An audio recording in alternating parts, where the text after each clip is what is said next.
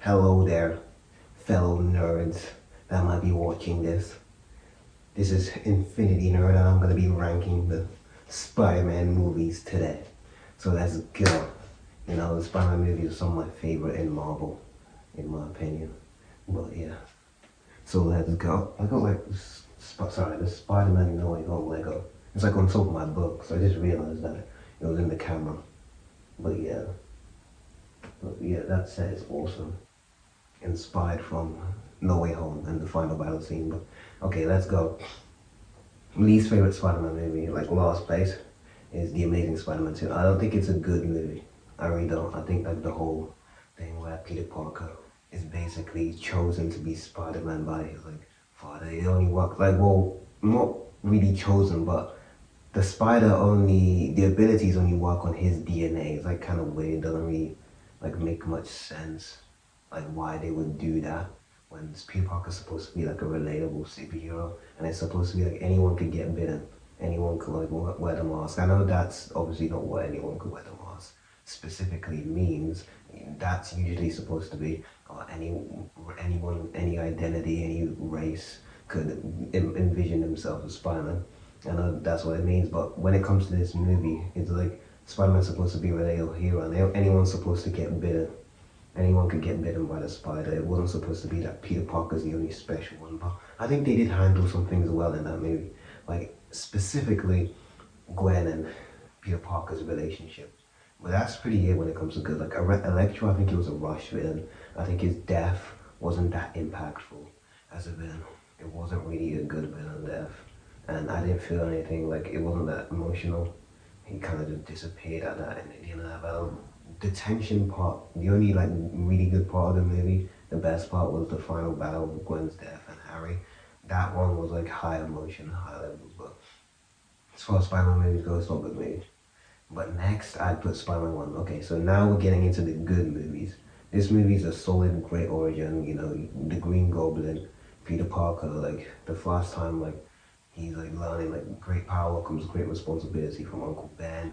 It's tragic. We get to see him like try to find the killer of Uncle Ben, and then he meets the guy who didn't kill him. It was actually Flint Marko from Spider-Man 3, but we don't see that in this movie.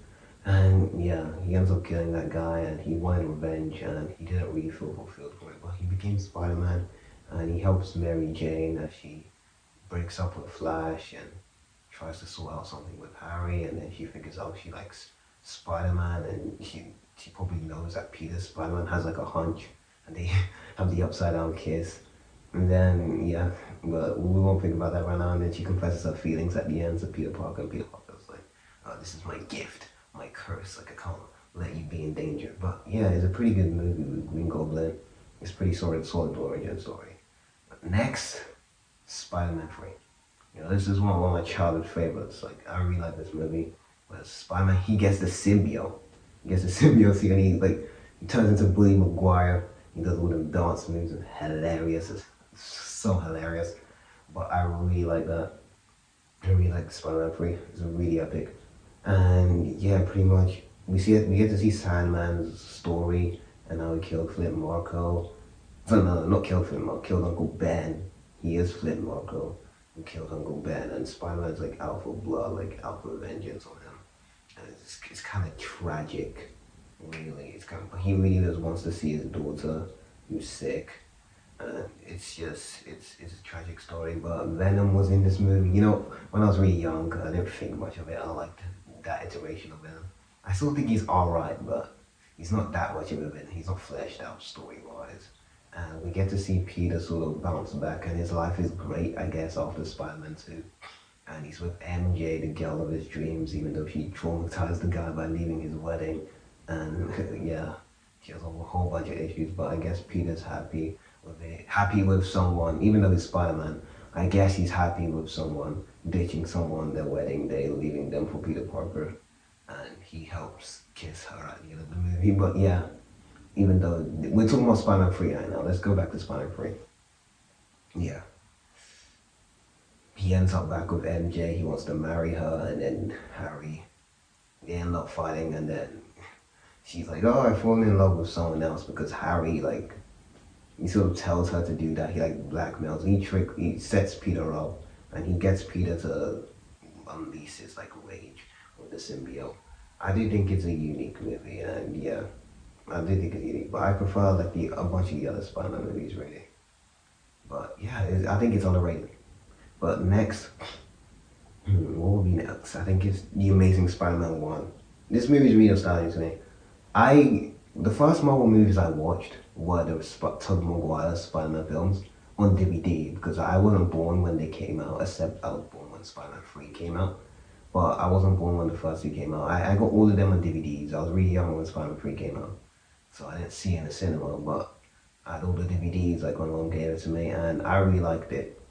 I really loved those movies. But The Amazing Spider-Man 1 was the first Marvel movie I saw in the cinema. And yeah, I was so really young and I really liked it. I was hyped before the movie. I loved the suit before the movie. I remember even watching the trailer. I don't know what I had at the time. It must have been like an iPad or something. I don't know. I somehow saw the trailer and I was like drawing him like in class or like outlining it. Maybe there was like an outline of his drawing and I drew him. I remember in like class like forever ago. But I really think that movie is very nostalgic. It's a very nostalgic movie. And I really like the overall tone of it, and the same great power comes great responsibility story. You know, he meets up with Gwen, who he has like a crush on, and yeah, she really likes him. And it's a really fun story, like with the lizard and Dr. Connors. He wants to like regenerate his limbs, because his limbs is off, and I really find that cool. I really find that cool, and yeah, it's a pretty good movie, in my opinion. And obviously Gwen Stacy's dad is there, and then her dad doesn't want him to date her because he's gonna like put her in danger. Then he ends up doing it inside them too, which is kind of tragic. But yeah, pretty good movie. And yeah, and Peter Parker's like looking for his like trying to understand like things about his dad throughout the entire two movies. Pretty much, he's trying to understand like the cross species genetics and all that. And, yeah, but that's my next movie. The next movie on Spider-Man it's a really underrated film called Spider-Man Far From Home. Okay, that movie, Spider-Man Far From Home, underrated in my opinion. But yeah, this movie is pretty underrated. I really like how he's with MJ and they're going on a trip. They're going all across like Venice, like Prague, and because of London at the end, which is funny. And yeah, it's pretty yeah. I mean, I said it's funny because I'm from London, but they go to the Tower Bridge at the end. But I really like it because it's that cool high school vibe, like Homecoming had, where MJ is like with him and he wants to sort of like ask her out on a day after, and the guy, what's his name again? Brad or something? I forgot. Hello there again. So my mom came in and I had to like stop recording because like sometimes you could like hear stuff in the background while you do it. But basically, yeah, okay. Back to the film. So Far From Home, you know, I think Far From Home, it's pretty good. It's pretty good. So basically, after the Brad situation, you know, Mysterio comes up with like issues because, you know, he pretends to be a good guy, but he's actually not. And him and Tony Stark had like a little bit of trouble like back in the day, you know, with the bath stuff. And we find out that in Civil War, he was actually like, he got fired by him for that thing that people laughed at, the experiment, the bath technology, which was tragic for him. And basically Tom Holland's Spider-Man has to like realize that there's some bad people and he can't always like get what he wants out of life, and like sometimes like he has to do the right thing. So then we have Across the Spider-Verse. This movie is peak. Like now we're entering the S tier of Spider-Man projects, you know. Across the Spider-Verse, amazing. Like R42 stuff at the end, and the story's pretty good. Like Miles gets to realize that it's not always about just joining a team or joining any team, and he shouldn't let anyone define where he belongs, sort of, because he really wants to join the Spider Society, but you know, Spider-Punk kind of teaches him that he doesn't really need that and he needs to do his own thing and like not like listen to people that are giving him crap advice in his opinion, sort of just letting people die to save the algorithm of canon events. He needs to like not listen to that So that's what he does in this movie, and yeah, that's like really awesome story. And I really like the aspects of like you get to see like a bunch of Spider-Man across the multiverse. Like you even got like an Insomniac Spider there, and Spider-Man there, and you got Lego Spider-Man there, and we get like obviously Miguel O'Hara. We get Penny Parker comes back, and we get to see Peter B. Parker with Mayday Parker as a kid, and we get to see MJ in a good relationship with him, which is pretty nice to see. But yeah, it's an all-round good movie, and I really love the ending with the cliffhanger. Like my jaw was dropped when I saw that for the first time. That shit was insane. So the next movie on the peak Spider-Man projects, you know, S tier Spider-Man projects. We got, this used to be my favorite for years, you know. This movie saved like my fandom for Marvel, honestly, because I was in it. Like same with Star Wars, like I was in it, like watching the movies like that are like really popular in the cinema, like mainly the Spider-Man movies, but No Way Home really dragged me into Spider-Man stuff again and really saved my fandom. That's why Brand New Day is so much hype. And yeah, I think Brand New Day is coming at a good time in my life where it could really like motivate me. And yeah, so but No Way Home, like No Way Home was amazing. It was the movie to really get me back into nerd stuff and just Marvel in general. And I really loved it. I love Toby and Andrew coming back because they're from childhood, nostalgic like memories and stuff. It was really good. Really brilliant film. I loved how Peter Parker had to realize like you can't always go down the vengeance path. And you know, Tobey Maguire's like telling him that, you know, he wanted vengeance on the guy that killed Uncle Ben. And he didn't actually kill Uncle Ben, but he wanted that guy. He thought he did kill Uncle Ben dead, and it didn't give him any like joy. And it's really about learning that you gotta do the right thing. That's really what's gonna make you happy at your core. And I really love that story. And he has to learn to be Spider-Man again. And Aunt May tells him with great power comes great responsibility. Even though he understood this in Civil War, May had to be there to remind him. You know, because sometimes you need that reminder and that shake-up. And sometimes you can say things and not really get it, and then you hear it again and you really understand it. So that was a movie to really make him into his own Spider-Man, and I loved it. But okay, so guys, I can't believe I forgot Homecoming. Okay, so this movie is S tier. It's very peak. Forget the fact that I forgot it in the list, but there were a bunch of projects, so I couldn't track it. But Homecoming is actually one of my favorite Star Wars movies. Not Spider-Man movies. Sorry, Star Wars Plus is distracting me. But yeah, this is one of my favorite Spider-Man movies. Basically, like, the Vulture wants to, like, help his kids. So he starts to, like, sell weapons from, like, the Chitauri invasion and from Avengers battles. Like, he wants to sell the tech, like, Ultron tech. And Spider-Man's gonna, like, stop this because, like, he's illegally like, trying to sell them after he gets fired. And Spider-Man's basically having to realize that he is Spider-Man. He has to realize that if he's nothing else without the suit, then he shouldn't have the suit. He has to realize that he needs to become someone underneath the suit. He has to become more than it. He has to deserve the suit. You know how he was in Civil War when he was like, if you don't do the right thing, then the bad things happen. They happen because of you. You know, that's what he was saying. I'm trying to remember what he exactly said. Because I've been me my whole life. I've had these powers for 6 months, and I want to play football. When you do what I can and you don't, then the bad things happen. They happen because of you. It was something like that. But it was basically like a mix-up of the great power comes great responsibility. I think it's a very good story. Like Tony Stark basically getting him to become Spider-Man and remember what made him Spider-Man and be a hero that can save people and be the hero that deserves to be Spider-Man, because he's really right. If he's nothing without the suit, then he should have it. But yeah, Homecoming is great. Like, that's why I like it. So yeah, I really love it. Like, it's such a fun film with like the high school experience again, like Far From Home. But I really loved it. Next spot after No Way Home. Now we're entering, is it the top 3 or top 2? I think it's top 2. Yeah, I think this is top 2 now.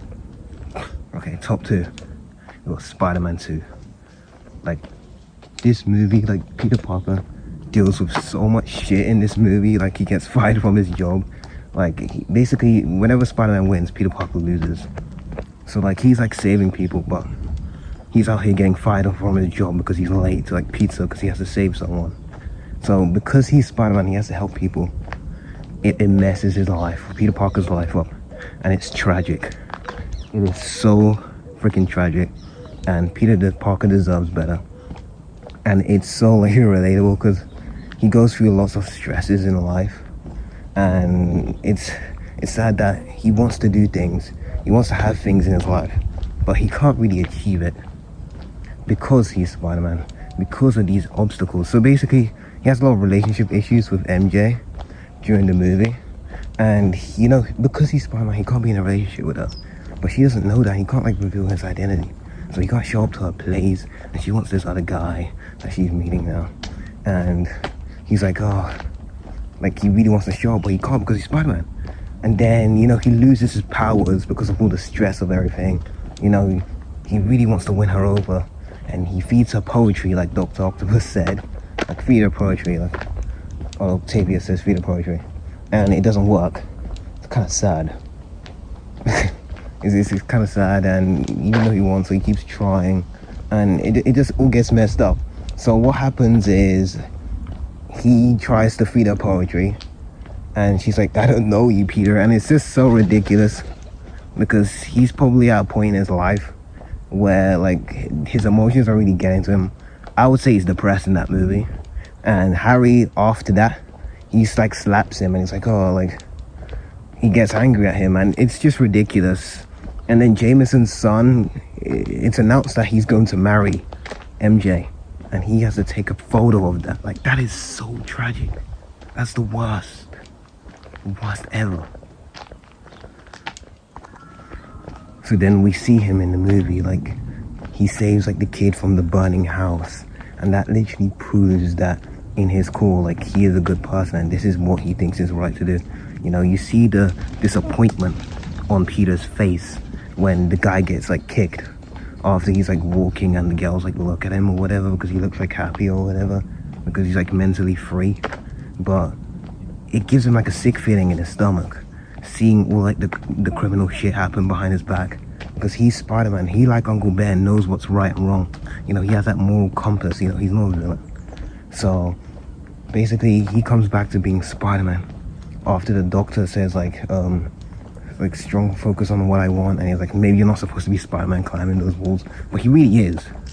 So he returns to being Spider-Man. You know, he becomes Spider-Man again at the end, and, like, he saves MJ, and then he tells Dr. Octopus, like, remember what you told me about intelligence, and that you should use it for the greater good of mankind. And that's really, like, a principle that Peter Parker clings on to now, and he really holds by it. And that shows him that he should be Spider-Man. And that's why I love Spider-Man too. And Dr. Octopus, he does the same thing for himself. He helps Dr. Octopus in the way that he came back to being Spider-Man. The way he became Spider-Man again is the way he brought Doc Ock back from being an evildoer. So that's why I love Spider-Man 2. And it's the second best Spider-Man movie. And it's grown on me a lot over time. It really is the story of it all. And that epic train scene, boy, that guy was, the amount of strength to pull that off. Like, Toby is, he is strong as a... I know Tom Holland's, like, Toby's definitely stronger than Andrew, no doubt. But I think Tom Holland's going to become stronger, which I'm excited to see. But Tobey Maguire, like, that train scene was epic. That was some real hero stuff. Like, when you talk about real hero stuff, like, that was epic shit. Like scenes like Thor in Infinity War, like when he comes out in the battle, like, that's on, like, that tier level of epic, awesome scenes, like hype moment level scenes. Like, that's real superhero raw strength. Like, yeah, definitely up there. But another scene I think of, no, not another scene I think of, the best Spider-Man movie. This movie, I used to rewatch it a lot over, but it's definitely grown on me over time. It's Into the Spider-Verse. Like, this is the ultimate Spider-Man movie. The ultimate Spider-Man movie. Like, the animation, first of all, the animation is beautiful. Like, what? Like, do you know how much time they must have spent on that you know how much time they must have spent on that? It must have taken forever for the editors to do. Like the amount of detail in that. Not just the detail, the music was beautiful too. But what's the best about the movie is the story. The beautiful story that Miles Morales goes through. The story of how Miles Morales comes into his own and learns how to be Spider-Man from the Spider Gang. So basically during this movie, you know, Miles starts off as a kid and he doesn't want to join the Brooklyn Visions Academy. But, you know, his father wants him to do that. But he just thinks he should stay at Brooklyn Middle because, you know, he's afraid of that pressure. You know, he wants to be in his comfort zone, you know. And it's really relatable how he wants to be in his comfort zone because he's afraid that he's not going to succeed at this school with all of these, like, ex-super intelligent kids. And, you know, and he won that lottery bull ticket. He won that lottery ticket, that entry ticket, which proved that he was capable for this school to even be considered in the selection for that. And his dad is like really trying to push him. He doesn't want him to end up like Uncle Aaron and stuff. He really cares about him, whereas Uncle Aaron's more of like a peace and comfort. That's why he feels more comfortable with him, because he's not really pushing him, but they both love him. Uncle Aaron loves him and Jefferson Davis loves him. But throughout this movie, like, he like is not confident about being Spider-Man, and he needs to learn that it's a leap of faith that really gets you through the things in life. You know, diving into your fears with that certainty, you know, that confidence that you're meant to have when you dive into like a situation that you're afraid of. You know, you're not always gonna know that you're good at something until you try. You know, that's why we procrastinate in life and like do certain things, like whether it's like starting, I don't know, like let's say it's starting a YouTube channel, for example. Like I remember like before I started, even though like I've barely grown much from it right now, but like I remember like before I started, like not before I started uploading, like I used to think about it a lot and like I was afraid of it. And you just gotta start, because that's really good, what's gonna let you learn what you need to do, and it's really gonna let you better, you know, that experience that you get from things. And that's really at its core the brilliance of diving into your fears like head first. And basically what Peter Parker is telling him is that you gotta dive into these things with certainty. Like if that's what you need to get you through your fears, like that's what you gotta do. Like you're not always gonna know if you're ready. But the scene after with Jefferson Davis, he's like telling him, I see that spark in you. It's amazing, Miles. Like it's why I push you. Like he sees that potential in him and he knows he could do something. But he's no longer like trying to give him that autonomy and freedom. He's not really trying to say like you have to do this school stuff, like this specific Brooklyn Vision school stuff anymore, even though he wants him to do that. At this moment where they're at the door in that scene, he's not really trying to pressure and force his will upon him. He's telling him that you can do what you want to do with your life and follow what you think is right, because I love you. And that's beautiful. And then that's when he really gets that courage and he feels really safe and respected and accepted by his own father. And he dives off that building. He's like, when do I know I'm ready? Like, he won't know you're ready. It's that leap of faith. And you could see how, like, so full of life and how bold and certain and self-assured Miles is in the final battle against Kingpin. Like, when he's like, hey, Kingpin, like just calling him out in the final battle with the train nearby, and he like webs up the gun, and he's like, that's cheating. Like, he's really having fun in this because he's really sort of just diving into his head first and believing in his abilities, his potential, because he is Spider-Man. It gives him enhanced abilities in Spider-Sense. And yeah, and Uncle Aaron, when he dies, like that scene is emotional, but he tells him to like keep going, Miles. Just keep going. And his mom tells him like our family doesn't run from things, Miles. And it's just such a beautiful story. And the animation and the final fight against Kingpin just absolutely destroys him, and he's like ever healed the shoulder touch. And even Jefferson Davis, as much as he doesn't like Spider-Man, as much as he doesn't agree with his methods, he still like, it's like, come on Spider-Man, get up, because his father sees that inside him. Like, that's that true love. Like, Jefferson Davis, one of the best father portrayals. And you know, I don't want to make this a race thing, but I heard someone online one time like say, like, especially as a black father portrayal, because you know the stereotype, you know, I mean, I didn't grow up with my dad, but it was for different reasons. It was for like it's different. It's not like the regular reasons, but like as a black father portrayal. No, I'm not a black father, I'm saying Jefferson Davis, it's such a good black father portrayal. But yeah, definitely such a brilliant movie. And at the end, like, Miles is like preaching that anyone could wear the mask, like, no matter your identity, your gender, like your race, where you come from, you know, whatever, sexuality, whatever, like, you can be Spider-Man. And I love that so much. It's really beautiful. And that, yeah, it's so that's what Stan Lee said. It's so anyone who's reading or watching Spider-Man stuff could envision themselves as Spider-Man and relate to them. That's why he wears a mask. And I mean, well, that's one thing that they made up after they wrote it. They didn't intentionally do it apparently, but that's one of the things that they thought of after, is that he wears a mask so that any kid can imagine themselves and relate to Spider-Man. I relate to Spider-Man deeply, and I really love Spider-Man, and he's my favorite superhero. And he's really becoming more real in recent years to me. Definitely now. Like, I've always loved Spider-Man, but as my life goes on, I love him more and more because of how much I connect to him on like a soul level, you know, on a deeper level. But yeah, even though I've got the Venom shirt on right now, but yeah, those are my opinions. Like, Into the Spider-Verse is the ultimate Spider-Man film, the best Spider-Man film of all time right now. Like, my opinion might change. I really hope Brand New Day breaks it.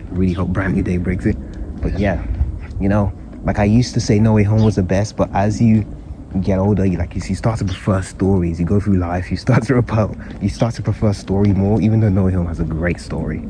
But you start to like really cherish like the movies that really go deep into it.